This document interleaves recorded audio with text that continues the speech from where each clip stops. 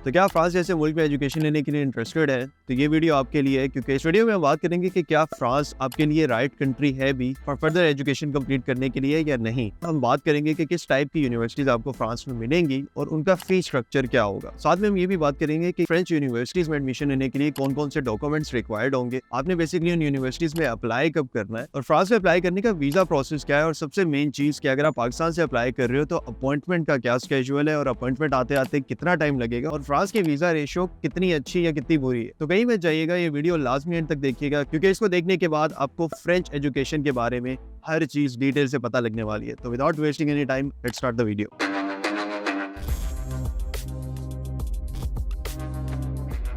अच्छा, अगर हम बात करें कि वाई फ्रांस के, अगर आप फ्रांस में एजुकेशन लेने का सोच रहे हो तो किस टाइप की चीज़ें आपको फ्रांस में मिल सकती हैं, तो सबसे पहले मैं आपको बताऊं कि फ्रांस में अगर हम क्वालिटी ऑफ एजुकेशन की बात करें तो क्वालिटी ऑफ एजुकेशन बहुत अच्छी है। यहाँ पर दुनिया की टॉप क्लास यूनिवर्सिटीज़ आपको मिलती हैं। जिस तरह अगर आप कोई बिजनेस प्रोग्राम से MBA प्रोग्राम वालों की बात की जाए तो उन्हें हार्वर्ड का तो पता होगा, लेकिन शायद उन्हें ये ना पता हो कि दुनिया की जो second most top rank business university आती है वो INSEAD आती है, और INSEAD का जो कैंपस है, मेन कैंपस उनका फ्रांस में है। इसी तरह फ्रांस में डिफरेंट और टाइप की भी यूनिवर्सिटीज़ हैं जिसमें आपको इंजीनियरिंग की एजुकेशन मिलती है, IT की एजुकेशन मिलती है, साइबर सिक्योरिटी को देखा जाए, सोशल साइंसेस को देखा जाए तो बहुत डाइवर्स पोर्टफोलियो आपको सब्जेक्ट्स का मिलेगा। और मजे की बात यह है कि फ्रांस की आप कोई भी यूनिवर्सिटी उठा के देख लें, हर यूनिवर्सिटी में आपको कोई ना कोई इंग्लिश लैंग्वेज के प्रोग्राम्स लाजमी मिल जाएंगे। तो इवन तो कि हमें लगता है कि फ्रेंच लोग शायद इतनी इंग्लिश नहीं बोलते, बट एजुकेशन वाइज अगर देखा जाए तो वो बहुत प्रेफर करते हैं कि इंटरनेशनल स्टूडेंट्स को अपनी तरफ अट्रैक्ट करें। और अगर फ्रांस में देखा जाए तो ओवरऑल दुनिया से बहुत से लोग यहाँ पर आकर इंग्लिश में पढ़ाई कर रहे हैं। तो क्वालिटी ऑफ एजुकेशन प्लस अगर आप इंग्लिश में पढ़ना चाहते हैं तो फ्रांस आपके लिए एक बहुत अच्छी कंट्री हो सकता है। तो जर्मनी के बाद फ्रेंच इकोनॉमी जो है वो सेकंड नंबर पर यूरोप में आती है, इकोनॉमी वाइज भी। या फर्दर अगर हम बात करें जॉब अपॉर्चुनिटीज वाइज तो आफ्टर ग्रेजुएशन काफी अच्छी जॉब अपॉर्चुनिटीज भी फ्रांस में ऑफर होती हैं। इसके अलावा अगर आप स्टडी वीजा पर फ्रांस में आते हो तो ना सिर्फ आपको फ्रांस का वीजा मिलता है बल्कि आपको एक शेंजन वीजा मिलता है, और उस शेंजन वीजा पर आप तकरीबन यूरोप के 26 अदर कंट्रीज में विदाउट कोई और वीजा लगाए ट्रैवल कर सकते हैं। इसको नॉर्मली शेंजन वीजा कहा जाता है, जो कि जितने भी कंट्रीज शेंजन जोन में होते हैं वो सारे इस वीजा के अंदर कवर होते हैं। तो अगर आप फ्रांस आते हैं तो आप जर्मनी, स्विट्जरलैंड, इटली, तो जहां कहीं भी आपको ट्रैवलिंग का शौक है आप अपना शौक बहुत अच्छे तरीके से पूरा कर सकते हो। और आजकल बहुत से लोग स्पेशली पाकिस्तान से या अगर हम एशिया से देखें तो फ्रांस में आकर अपनी एजुकेशन ले रहे हैं। और one of the main reason कि फ्रांस में क्यों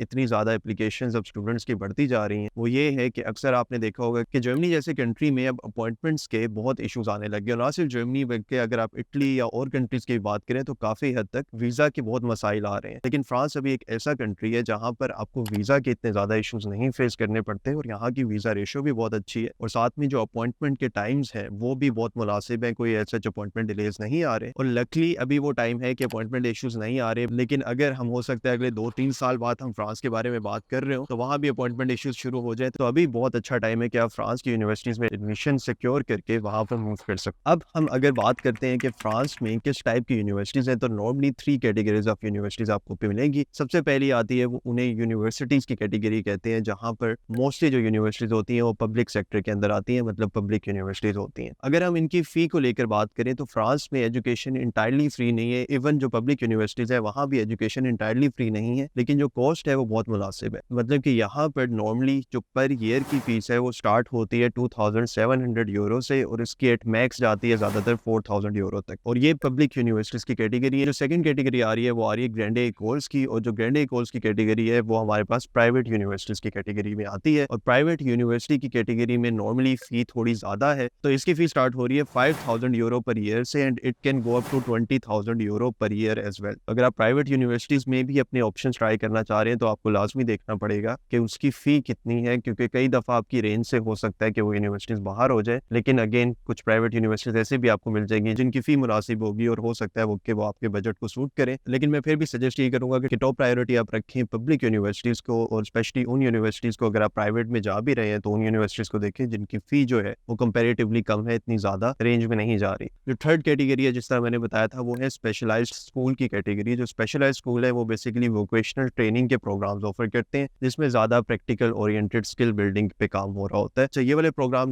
मोस्टली जो है एक तो शॉर्ट ड्यूरेशन प्रोग्राम होते हैं, और आल्सो ये भी पेड प्रोग्राम्स होते हैं। अगर हम देखें कि अगर आपने पाकिस्तान या इंडिया वगैरह से आना है तो जो मोस्टली स्टूडेंट आते हैं वो जो पहली 2 कैटेगरीज मैंने बताई हैं वो उसमें आते हैं। एक रीजन ये भी है कि पहली 2 कैटेगरीज में आपका वीजा रेशो काफी अच्छा है, लेकिन अगर आप थर्ड कैटेगरी की बात करें तो उसमें एक तो फ्रेंच लैंग्वेज भी चाहिए, और अगर आपको फ्रेंच नहीं आती, आप वैसे अप्लाई कर रहे हैं, तो आपको वहाँ पर पोजीशन मिलना बहुत मुश्किल होगा या एडमिशन मिलना बहुत मुश्किल होगा। इतनी ज़्यादा अच्छी वीज़ा रेशो भी नहीं है। तो जब भी आप फ्रांस में एजुकेशन को देखें तो आपको फर्स्ट 2 कैटेगरीज़ में ही देखना पड़ेगा, और स्पेशली गिवन कि आपको फ्रेंच लैंग्वेज का भी नॉलेज नहीं है। अच्छा, एक और 4th कैटेगरी भी है, लेकिन वो काफ़ी ज़्यादा हायर एजुकेशन में चली जाती है, जो कि पीएचडी की कैटेगरी है, और नॉर्मली ये यहाँ पर as a job he consider की जा रही होती है, क्योंकि अक्सर जो पीएचडी होती है वो पेड होती है, मतलब कि फुली फंडेड पीएचडीज़ होती हैं, और आपको अगर पीएचडी में डायरेक्ट एडमिशन मिलता है तो साथ में आपको वो पेड पीएचडी के प्रोग्राम्स ऑफर होंगे, जिसमें राउंड अबाउट आपकी सैलरी 1500 यूरो से स्टार्ट होकर 25 to 3000 यूरो पर मंथ भी जा सकती है। चलो नेक्स्ट हम बात कर लेते हैं एक बहुत इंपॉर्टेंट टॉपिक, जो कि एप्लीकेशन डेडलाइंस के हवाले से है और मेजर इनटेक्स के हवाले से। नॉर्मली फ्रांस में 2 टाइप की आपको मेजर इनटेक मिलेंगी। फर्स्ट जो मेजर इनटेक है वो आपकी सितंबर की मेजर इनटेक है, मतलब सितंबर में उसकी क्लासेस स्टार्ट होती हैं, और उसकी जो डेडलाइंस हैं वो स्टार्ट हो जाती हैं प्रीवियस ईयर की अक्टूबर में। मतलब अगर आपने सितंबर 2025 में फ्रांस में जाना है तो आपको अभी से, मतलब अक्टूबर 2024 से अपना प्रोसेस स्टार्ट करना होगा, और इनमें जो अप्लाई करने की डेट है वो नॉर्मली एट मैक्स जो एंड हो जाती है वो मई तक होती है। बट ये याद रखें कि हर यूनिवर्सिटी सेम डेडलाइन नहीं फॉलो कर रही, कुछ की डेडलाइन जल्दी क्लोज हो जाएगी और कुछ की बाद में होगी। बहुत सी यूनिवर्सिटीज़ ऐसी भी हैं जो फेब में क्लोज कर देती हैं, फिर कुछ ऐसी हैं जो मार्च तक जाती हैं, कुछ अप्रैल तक और कुछ मई तक। तो आपने मई का वेट नहीं करना, क्योंकि मई तक जाते जाते बहुत कम यूनिवर्सिटीज़ रह जाएंगी। प्रेफरेबली यही है कि आप अर्ली अपनी एप्लीकेशन करें और अक्टूबर के मंथ में लाजमी अपनी एप्लीकेशंस को स्टार्ट कर दें। सेकंड इनटेक आता है हमारे पास, वो प्राइमरी इनटेक आता है, जिसकी क्लासेस जैन और फेब के मंथ में स्टार्ट होती हैं, लेकिन जो इनकी एप्लीकेशन पीरियड है वो जून और जुलाई के मंथ में ही स्टार्ट हो जाता है। जो प्राइमरी इनटेक है उस पर आप इतना ज़्यादा फोकस मत कीजिएगा, क्योंकि इट्स नंबर 1, इसमें कोई पब्लिक यूनिवर्सिटीज़ के एडमिशन आपको इतने ओपन नहीं मिलते। बहुत एक्सेप्शंस हैं कि अगर कोई पब्लिक यूनिवर्सिटीज़ ओपन करें, लेकिन मोस्टली जो प्राइमरी इनटेक है उसमें आपको सिर्फ प्राइवेट यूनिवर्सिटीज़ मिलती हैं। क्योंकि हम भी एडमिशन प्रोसेसेस ऑफर करते हैं, और हमारे पास जो स्टूडेंट आते हैं मोस्टली हम उनको भी रिकमेंड करते हैं कि आप सितंबर इनटेक के लिए अप्लाई करो। इसी तरह हमारे पास एक स्टूडेंट आए थे अक्टूबर 2023 में, जिनका हमने प्रोसेस स्टार्ट किया था, और क्योंकि उन्होंने अक्टूबर में स्टार्ट करवाया था तो उनकी अर्ली एप्लीकेशन कंसीडर हो रही थी, और उससे फ़ायदा हमें भी ये हुआ और स्टूडेंट को भी ये हुआ कि उनकी नंबर ऑफ़ यूनिवर्सिटीज़, हमारे पास जो नंबर ऑफ़ प्रोग्राम्स थे वो काफ़ी ज़्यादा मिले, और उनके राइट टाइम पे एप्लीकेशन जाने की वजह से हमें 2 जगह पे और 2 पब्लिक यूनिवर्सिटी से एडमिशन रिसीव हुए थे। आपको इससे ये भी आइडिया हो रहा होगा कि यहाँ पर जो, जिस तरह मैंने पहले बताया था कि जो पोर्टफोलियो है सब्जेक्ट्स का, कि टाइप ऑफ यूनिवर्सिटी या टाइप ऑफ जो कोर्सेज हैं वो काफ़ी डाइवर्स है। यहाँ पर आपको इंजीनियरिंग की भी काफ़ी डिग्रीज मिल जाएंगी इंग्लिश लैंग्वेज में, देन आपको बिजनेस रेलिवेंट स्टडीज मिल जाएंगी, आईटी रेलिवेंट आपको कोर्सेज मिल जाएंगे। साथ में अगर आप सोशल साइंसेज के स्टूडेंट हैं तो आप अपने प्रोग्राम यहाँ पर ढूंढ सकते हैं, क्योंकि इंग्लिश लैंग्वेज में सोशल साइंसेज के भी ऑफर होते हैं, नेचुरल साइंसेज के भी ऑफर होते हैं, इवन मेडिकल के भी ऑफर होते हैं। लेकिन स्पेसिफिकली अगर आपने एमबीबीएस को टारगेट कर रहे हैं तब आपको फ्रेंच लैंग्वेज सीखनी पड़ेगी। लेकिन अगर कोई और ब्रांच है आपकी, फिर मेडिकल साइंसेज से रेलिवेंट है, पब्लिक हेल्थ से रेलिवेंट है, तो इस टाइप के आपको मेडिकल फील्ड से रेलिवेंट काफी कोर्सेज मिल जाते हैं। और साथ में आईटी के बहुत डिफरेंट ब्रांचेज है, साइबर सिक्योरिटी है, एआई के कोर्सेज हैं, कंप्यूटर साइंस के डिफरेंट ब्रांचेस के कोर्सेज हैं। तो एक बहुत डाइवर्स पोर्टफोलियो एग्जिस्ट करता है यहाँ पर कोर्सेज का, स्पेशली इंग्लिश लैंग्वेज में एग्जिस्ट करता है, क्योंकि बहुत से स्टूडेंट फ्रांस की तरफ आने लग गए और हम भी फ्रांस का प्रोसेस काफी देर से कर रहे हैं। बहुत से स्टूडेंट का हमारे भी एडमिशंस आ रहे हैं और काफी अच्छा सक्सेस रेशो भी चल रहा है। अगर आप अपना प्रोसेस किसी प्रोफेशनल के थ्रू करवाना चाहते हैं या प्रोफेशनल की हेल्प लेना चाहते हैं तो आप हमें कॉन्टेक्ट कर सकते हैं। उसके लिए सिंपली आपको ये वाला फॉर्म जो है वो फिल आउट करना पड़ेगा। ये फॉर्म आपको मेरी वेबसाइट पे मिल जाएगा, यहाँ पे मैं दिखा भी देता हूँ कि आपने किस तरह सर्च करना है। सिंपली आपने गूगल पे जाना है, www.mrvlogs.com लिखना है, यहाँ पर आपको जो वेबसाइट है ओपन हो जाएगी। आप कॉन्टेक्ट में जाके गूगल फॉर्म ओपन कर सकते हैं। लिंक मैं नीचे डिस्क्रिप्शन में भी डाल रहा हूँ और अपने कमेंट सेक्शन में भी मेंशन कर दूंगा, ताकि अगर आपको डायरेक्ट एक्सेस चाहिए तो आप इस फॉर्म को फिल आउट करें। इसमें आप जो भी डाटा हमें प्रोवाइड करेंगे मेक श्योर कीजिएगा कि उसमें अपना व्हाट्सएप नंबर आप करेक्टली डालें, क्योंकि उस व्हाट्सएप नंबर के थ्रू हम आपको विद इन 2 to 3 डेज हम आपको कॉन्टेक्ट करते हैं और आपकी प्रोफाइल एवेल्युएशन के बाद हम आपको ये भी बता सकते हैं कि आपके चांसेस किस हद तक यहाँ पर बन रहे हैं या नहीं बन रहे। और अगेन मैं रिकमेंड यही करूंगा कि अगर आप खुद से भी प्रोसेस कर रहे हो या हमारे थ्रू भी इवन आप प्रोसेस करवाना चाह रहे हो तो आप अपनी एप्लीकेशन बहुत अर्ली स्टार्ट कर लो। मतलब अक्टूबर का बहुत आइडियल टाइम है जिसमें आप अपनी एप्लीकेशन प्रोसेस स्टार्ट कर सकते हो। और मोस्ट प्रोबेबली अगर आप अक्टूबर के मंथ में एप्लीकेशन स्टार्ट करते हो तो ना ही आपको बहुत ज्यादा एडमिशन के इशूज आने वाले हैं और ना ही आपको वीजा के इतने ज्यादा इशूज आएंगे। लेकिन आप जितना डिले करते जाओगे आपके इशूज उस तरह से हो सकता है कि साथ साथ बढ़ते जाए। अगर हम बैचलर प्रोग्राम्स की ड्यूरेशन की बात करें तो बैचलर प्रोग्राम नॉर्मली 3 इयर्स तक जाते हैं और 180 ECTs को कवर करते हैं। और अगर हम मास्टर्स की बात करें तो नॉर्मली या 1 साल का मास्टर मिलेगा आपको या यहाँ पर 2 साल का मिलेगा। जर्मनी में अगर हम देखते हैं तो 1.5 ईयर्स का भी मास्टर्स ऑफर हो रहा होता है, लेकिन फ्रांस में मोस्टली या 1 ईयर है या 2 ईयर का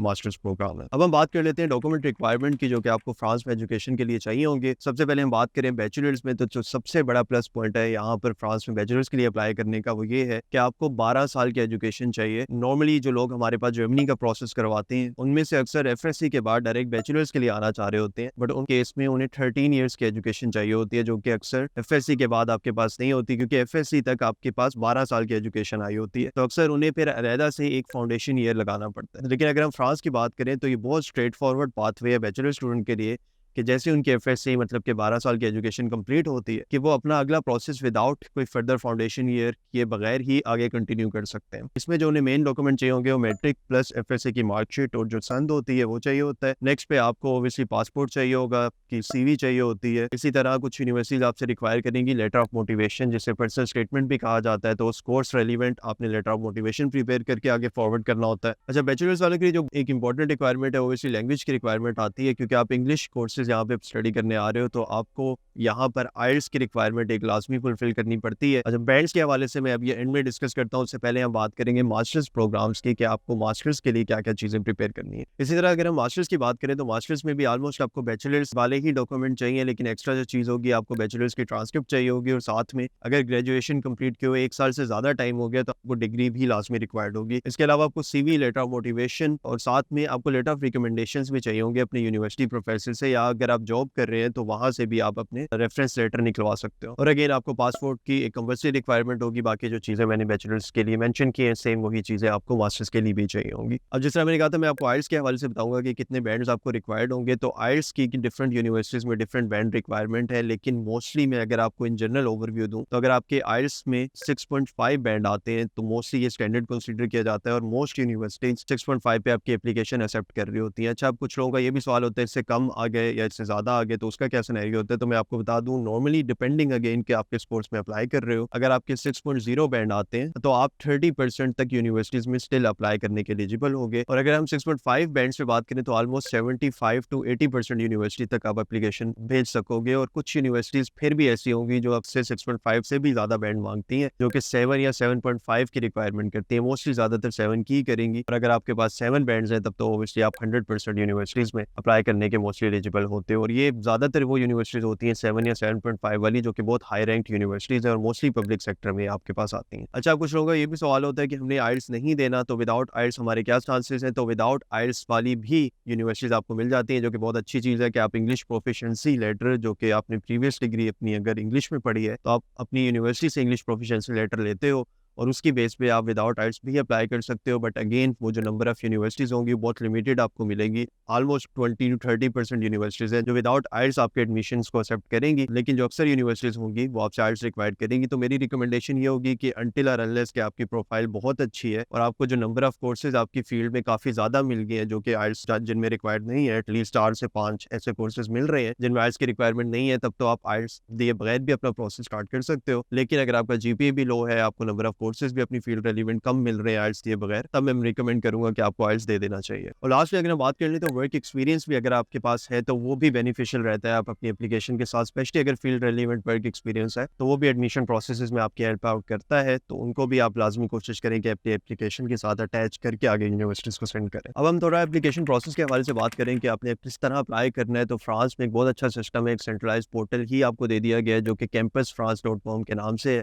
यहाँ पे आपको जितनी भी यूनिवर्सिटीज़ हैं उनका सारी डेटाबेस यहाँ पे ऑलरेडी मौजूद है। तो आपने कुछ भी यूनिवर्सिटी सर्च करनी है, किसी भी कोर्स रेलिवेंट सर्च करनी है तो सिंपली आप campusfrance.com लिखेंगे और यहाँ पे जिस तरह आप इंटरफेस भी देख सकते हैं कि बहुत अच्छा इंटरफेस इन्होंने बनाया हुआ है। आप यहाँ पे अपने कीवर्ड्स डालेंगे और कीवर्ड्स के हिसाब से अपनी यूनिवर्सिटीज़ को सर्च करेंगे। अच्छा, अब कैंपस फ्रांस में आपकी both public plus private universities आपको मिलेंगी, तो इन्होंने हर टाइप की यूनिवर्सिटीज़ यहाँ पे ऐड की हुई है। लेकिन अगेन आपने ये खुद देखना है कि यूनिवर्सिटी आया पब्लिक है या प्राइवेट है, और मोस्टली आपको अंदाजा उसकी फी स्ट्रक्चर देख के ही हो जाएगा कि जिनकी फी स्ट्रक्चर बहुत ज्यादा होती है वो नॉर्मली प्राइवेट यूनिवर्सिटीज में कंसीडर होती है। अगर हम अप्लाइंग प्रोसेस के बारे में बात कर लें तो नॉर्मली 2 मेथड है, एक आप डायरेक्ट एप्लीकेशन मेथड के थ्रू अप्लाई कर सकते हो और सेकंड आप अप्लाई कर सकते हो वाया कैंपस फ्रांस के पोर्टल्स के थ्रू ही। तो कुछ यूनिवर्सिटीज वाया कैंपस फ्रांस के पोर्टल के थ्रू एप्लीकेशन एक्सेप्ट करेंगी और कुछ कहेंगे कि हमारे अपने एप्लीकेशन पोर्टल पे आप हमें एप्लीकेशन भेजें। अब इसमें अगर एप्लीकेशन फी की बात करें तो ज्यादातर जो कैंपस फ्रांस के अंडर यूनिवर्सिटीज आती हैं उनमें आपको नॉर्मली कैंपस फ्रांस को यूनिवर्सिटी फी पे करनी पड़ती है अराउंड अबाउट 30,000 PKR की। मोस्टली अगर ज़्यादा नंबर ऑफ यूनिवर्सिटीज़ में भी आप अप्लाई कर रहे हो वाया कैंपस फ्रांस तो आपकी फ़ी नॉर्मली 30,000 से ज़्यादा नहीं जाती। और दूसरा, अगर आप डायरेक्ट यूनिवर्सिटीज़ में अपनी एप्लीकेशन प्रोसेस कर रहे हो तो वो यूनिवर्सिटी पे डिपेंड करता है। कुछ यूनिवर्सिटीज़ बिल्कुल कोई फ़ी चार्ज नहीं करती, लेकिन साथ में कुछ यूनिवर्सिटीज़ ऐसी होती हैं, इवन प्राइवेट यूनिवर्सिटीज़ भी ऐसी होती हैं जिन्होंने कुछ ना कुछ एप्लीकेशन फ़ी रखी होती है और ये वेरी करती है। कुछ यूनिवर्सिटी की 30 यूरो से स्टार्ट होकर इवन 100-150 यूरो तक भी यूनिवर्सिटीज़ की एप्लीकेशन फ़ी जाती है। तो अगेन ये आपने बड़ा सोच समझ के और लिस्टिंग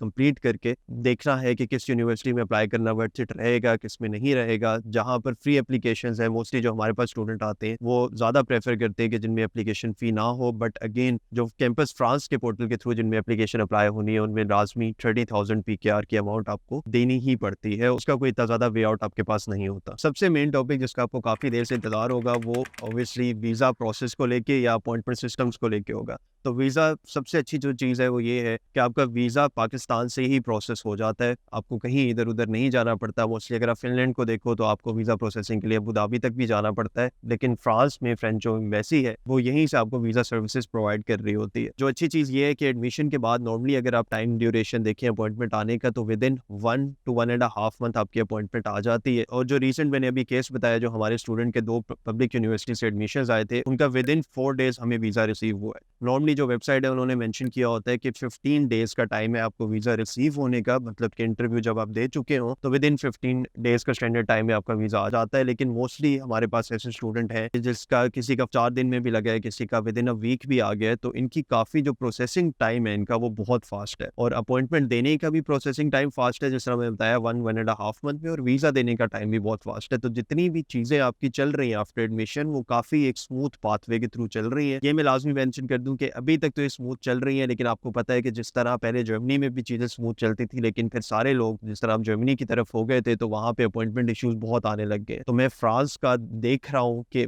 अगले 2 से 3 सालों में ऐसा हो सकता है कि यहाँ की एम्बेसी में बहुत ज़्यादा रश हो जाए और अभी जो चीज़ें सिंपल लग रही है या सिंपली वीज़ाज लग रहे हैं हो सकता है कि अगले 2-3 साल बाद इतना स्मूथ सिस्टम इनका ना रहे। तो अगेन ये आपके पास बेस्ट अपॉर्चुनिटी है, बहुत अच्छी अपॉर्चुनिटी भी है और बहुत मुनासिब भी है कि फी इतनी ज़्यादा नहीं है। अभी मेरी एक सीरीज आएगी पूरे और यूरोपियन और कंट्रीज़ को भी लेके, स्पेशली नीदरलैंड, बेल्जियम और बाकी सारी कंट्रीज़ पे मैं डिटेल में इसी तरह की एक वीडियो बनाऊंगा जिसमें आप कंपैरिजन पे ड्रॉ कर सकते हो कि कौन सा कंट्री आपके लिए सूटेबल रहेगा। तो मेक श्योर कर लीजिएगा कि चैनल लाजमी सब्सक्राइब कर लें क्योंकि यूरोप रेलिवेंट जितनी भी इन्फॉर्मेशन आपको, स्टडी रेलिवेंट चाहिए, ट्रैवलिंग रेलिवेंट चाहिए, जो कुछ भी चाहिए आपको इस चैनल पे ज़्यादातर इन्फॉर्मेशन मैं आपको प्रोवाइड करूंगा और वो ज़्यादातर इन्फॉर्मेशन बिल्कुल अप टू डेट हुआ करेगी। तो again thank you so much for watching the video. अगर पसंद आए तो डू लाइक द वीडियो क्योंकि काफ़ी मेहनत और रिसर्च से बनाई गई ये वीडियो है। और अभी सुबह सुबह का टाइम है, बिल्कुल मुझे ठंड लग रही है क्योंकि काफ़ी ज़्यादा ड्रास्टिक यहाँ पर मौसम के चेंजेस आ रहे हैं। बट अगेन सुबह सुबह मैंने कहा कि बाद में ऑफिस टाइम शुरू हो जाने हैं, रश बढ़ जाना है, टाइम नहीं मिलता। बट अगेन ये चीज़ टॉपिक काफ़ी इंपॉर्टेंट था और स्टूडेंट्स के लिए काफ़ी इंपॉर्टेंट है, स्पेशली जो पाकिस्तान से, क्योंकि ये ऐसी अपॉर्चुनिटी है जो मेरे ख्याल में किसी को मिस नहीं करनी चाहिए। See you in the next video, तब तक के लिए ख्याल रखिएगा, दुआ में याद रखिएगा।